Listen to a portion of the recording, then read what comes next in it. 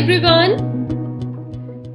Today I'm going to tell you about how the negotiable instruments are presented, or what do you mean by presentment of negotiable instruments. And basically we are talking about pronote and bill of exchange in this way. Okay, bill of exchange और pronote को ही present किया जाता है जब उनकी payment हो या acceptance हो. कैसे प्रेजेंट किया जाता है दूसरी पार्टी को, कब तक प्रेजेंट करना होता है, अगली पार्टी को प्रेजेंट करने के बाद कितना टाइम देना है, all you will get to know in this session. Pay your attention, listen each and every word carefully. Dear students, your UGC NET exam is coming very closer. So don't skip any session, maintain continuity. Still, if you getting any doubt in any topic, you can ask us through this mail or you can freely call us. We are there for you. You can even give us your order regarding notes. If you want my handmade notes, तो मैं वो भी available कर रही हूँ. So you can ask this for us. Now, what is presentment for acceptance? Acceptance क्या होता है? If those students who have not watched my session of bill of exchange, जिसमें मैंने clearly बताया था कि ये कैसा negotiable instrument है, कैसे इसको present किया जाता है, how it actually works, what are the parties involved in it. So on the top you see the link, go and watch this session first of all, ताकि आपको एक story completely अच्छे से समझ में आ जाए कि bill of exchange क्या होता है. अब क्या होता है बिल ऑफ एक्सचेंज में, सपोज ए पार्टी है, उसने बी को पैसे दिए हैं, तो वो बी से एक रिटर्न में प्रूफ लेती है. और वो रिटर्न प्रूफ क्या होता है कि ए ने सपोज एक बिल ड्रॉ किया है, उस बिल पर वो जस्ट बी की साइन चाहिए उसको, ताकि बी साइन करके उस पर अपनी मोहर ये लगा दे, yes in future I will be liable to you and I am giving my acceptance to cover my liability, to pay my liability. Now अब हम यहाँ पर इस सेशन में ये समझ रहे हैं right now how this bill is presented for acceptance. एक कब इसको बी को देगा प्रेजेंट करने के लिए. So listen every point carefully. Only the bill of exchange requires presentment for acceptance. Okay, acceptance सिर्फ बिल ऑफ एक्सचेंज में चाहिए, ना आपको प्रोनोट में एक्सेप्टेंस चाहिए, ना आपको चेक के केस में एक्सेप्टेंस चाहिए. एक्सेप्टेंस दूसरे की एसेंट आपको सिर्फ बिल ऑफ एक्सचेंज में ही चाहिए होती है. And these should be presented with in a reasonable time पे आपको देना है, ऑन अ बिजनेस डे देना है या during the business hours to the drawee. Drawee कौन होगा? जिस पर आपने वो बिल ड्रॉ किया है. जैसे ए ने बनाया वो bill, he is the drawer. जिस पर बनाया गया है, B is the drawee for acceptance. यहाँ पर ये बात बोली गई है कि ये ना हो सपोज आज आप in the month of January आपने डील की है और अब आप जाकर दिसंबर में, means at the end of the year आप एक बिल बना रहे हो. ये तो बहुत ज़्यादा टाइम गैप हो गया. सो एक रीजनेबल टाइम होना चाहिए. प्लस आप जब दूसरे पर्सन को ये बिल पहुंचा रहे हो वो उसके बिजनेस डे या बिजनेस आवर्स में दीजिए.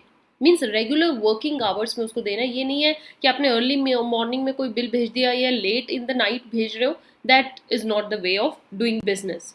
Next thing, following bills must be presented for acceptance. ये दो तरीके के बिल हम एक्सेप्टेंस के लिए देते हैं, प्रेजेंट करते हैं एक्चुअली. फर्स्ट, ऐसा bill that is payable after sight. After sight means कि I will pay the money only if once I have a look at the bill. So presentment ऐसे केसेस में बहुत ज़रूरी है. अनटिल एंड अनलेस आप दूसरे person को present नहीं करते हो बिल, उसको नोटिस नहीं देते हो, how will he get to know that I have to pay money to the other party. So this is the first type. Second is express condition. Express condition में क्या होता है? A bill in which there is an express condition. ऐसा bill जिसमें आपने specifically एक point, bullet point ऐसा लिख दिया है कि ये बिल तभी मान्य होगा जब इसको मैं दूसरी पार्टी को प्रेजेंट करूंगा फॉर एक्सेप्टेंस और दूसरी पार्टी इस पर अपनी एक्सेप्टेंस दे दे. अगर मैंने ये बिल उस पार्टी को प्रेजेंट नहीं किया तो वो बिल एक जस्ट मेरा डॉक्यूमेंट होगा, ना के बराबर होगा. Understood? Next case is, in case it is not presented for acceptance, the bill is dishonored due to non-acceptance and no party will be liable.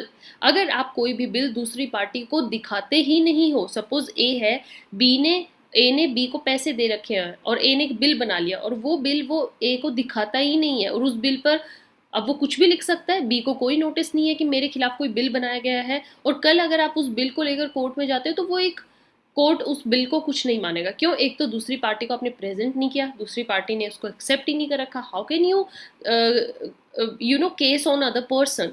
How can you file a case? So these are the requirements for the presentment. Next thing, dear students, next is bills of exchange should be presented to whom for acceptance. Bill of exchange किसको present करने के लिए देना होता है? अब अगर अभी तक आपको पता लगा हो तो ये तो यही होता है कि मैम जिसने पैसा ले रखा है उसी को ही हम देंगे. सपोज ए ने बी को 20 lakhs दे रखे हैं, तो जो प्रेजेंट किया जाएगा वो बी को ही तो किया जाएगा, बी ही तो अपनी एक्सेप्टेंस देगा. But that's not true in every case. So what are those parties जिनको हम प्रेजेंट कर सकते हैं? So following are the person to whom bill of exchange should be presented. Listen them carefully. Drawee और his agent, the first तो वही रहेगा, B या उसके नाम पर कोई उसका एजेंट काम कर रहा हो. If there are many drawees, suppose A ने काफ़ी लोगों को पैसा दे रखा है, नंबर ऑफ ड्रॉइज हैं, then in that case it must be presented to all of them, not single, all of them. The legal representatives of the drawee, if drawee is dead, he is no more than his legal representative, जो भी इनके next generation होगी. To a drawee in case of need, if there is any, अगर ड्रॉई को need ऐसी है तो उसकी जो है किसी और को भी दे सकते हैं. ऑफिशियल रिसीवर और असाइनी ऑफ इंसॉल्वेंट ड्रॉई, अगर वो ड्रॉई इंसॉल्वेंट है तो जो उसके नाम पर ऑफिशियल रिसीवर किया गया है आप उसको प्रेजेंट करवाओगे, और acceptor for the honour. So these are the parties to whom bill can be presented. Next thing is here presentment for payment. अभी तक हमने देखा था प्रेजेंट किस लिए किया जाता है? For acceptance. Presentment for payment means कि आप दूसरे पर्सन को इसलिए दे रहे हो कि give my money now. So promissory note और बिल ऑफ एक्सचेंज. तो अगर अब आपको यूजीसी नेट में क्वेश्चन आता है दैट प्रेजेंटमेंट फॉर एक्सेप्टेंस में कौन सा नेगोशिएबल होता है? Only bill of exchange.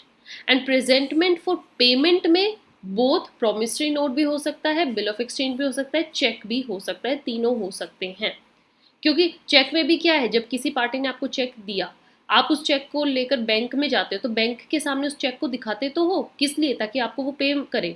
So that is presentment. So तीनों केस में प्रेजेंटमेंट फॉर पेमेंट होती है, बट प्रेजेंटमेंट ऑफ एक्सेप्टेंस सिर्फ बिल ऑफ एक्सचेंज में होती है. अंडरस्टूड? दो students who have not watch the session of cheques, cheques क्या होते हैं उसका लिंक भी आपको टॉप पर दिया गया है. समझिए चेक को कैसे दिया जाता है, इसमें पार्टीज का क्या काम होता है, and what role does it play. It's very important session. Again promissory note का भी मैंने सेशन किया है, उसका भी लिंक आपको टॉप पर दिया गया है. So these must be presented for payment. और इनको कौन प्रेजेंट करेगा? जिसको भैया पेमेंट चाहिए, जिसको अपना पैसा वापस चाहिए. सो इट प्रोमिसरी नोट के केस में maker, bill of exchange acceptor or drawee, therefore respectively. And in default of such presentment, the other parties thereto are not liable thereon to such holder. Next thing is students, drawee's time for deliberation. आपने drawee को present कर दिया. Suppose A ने B को bill बनाकर दे दिया, ये लीजिए बिल, अब इस पे अपने एक्सेप्टेंस दीजिए. तो कितने टाइम तक वो इस बिल को अपने पास रख सकता है? B. Holder of bill of exchange should allow 48 hours to the drawee. Means A को एटलीस्ट 48 आवर्स, 2 days तो देने ही चाहिए. किसको? बी को, कि वो अपनी एक्सेप्टेंस दे दे, वो इस बिल को साइन कर दे. नेक्स्ट, प्रेजेंटमेंट फॉर पेमेंट में कितने आवर्स चाहिए? सो प्रेजेंटमेंट फॉर पेमेंट में जब आप सपोज किसी पार्टी के पास जा रहे हो और उनसे अपना पैसा लेना चाह रहे हो, so it should be made during usual hours में आपको जाना चाहिए. एंड अगर आप बैंक में जा रहे हो चेक लेके तो बैंकिंग आवर्स में ही जाइए, ये नहीं आप लेट नाइट जा रहे हो अर्ली मॉर्निंग जा रहे हो. Understood? So these are the few points related to presentment of negotiable instruments. I hope you enjoyed, students. In next session I'll meet you with another topic. Till then, keep watching, keep sharing. Have a nice day. Thank you.